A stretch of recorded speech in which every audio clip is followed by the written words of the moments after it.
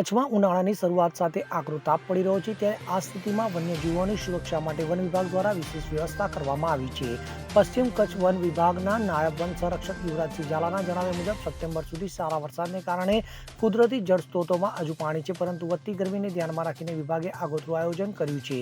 One વિભાગ દ્વારા અભયારણ્ય અને જંગલ વિસ્તારમાં 80 કૃત્રિમ વોટર પોઈન્ટ બનાવવામાં આવ્યા છે. તો આ પોઈન્ટ્સ પર ટેન્કર દ્વારા નિયમિત પાણી પહોંચાડવામાં આવે છે. તો વન્યજીવોની સુરક્ષા માટે દરેક વોટર પોઈન્ટ પર ટ્રેપ કેમેરા પણ લગાવવામાં આવે છે. તો વિભાગે નાગરિકોને પણ અપીલ કરી છે કે ગરમીથી અસરગ્રસ્ત કે ઇજાગ્રસ્ત પશુ પક્ષીઓ જોવા મળે તો વન વિભાગની હેલ્પલાઇન પર તાત્કાલિક જાણ કરે. સાથે જ લોકોને પોતાના ઘર આસપાસ પશુ પક્ષીઓ માટે પાણીના વાસણ મૂકવાની અપીલ પણ કરવામાં આવી છે.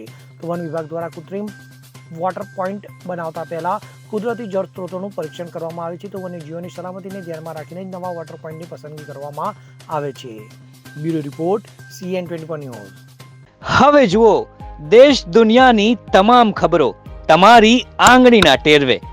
ઉઠાવો મોબાઈલ અને Google Play Store પરથી ડાઉનલોડ કરો અમારી CN24 ન્યૂઝ મોબાઈલ એપ.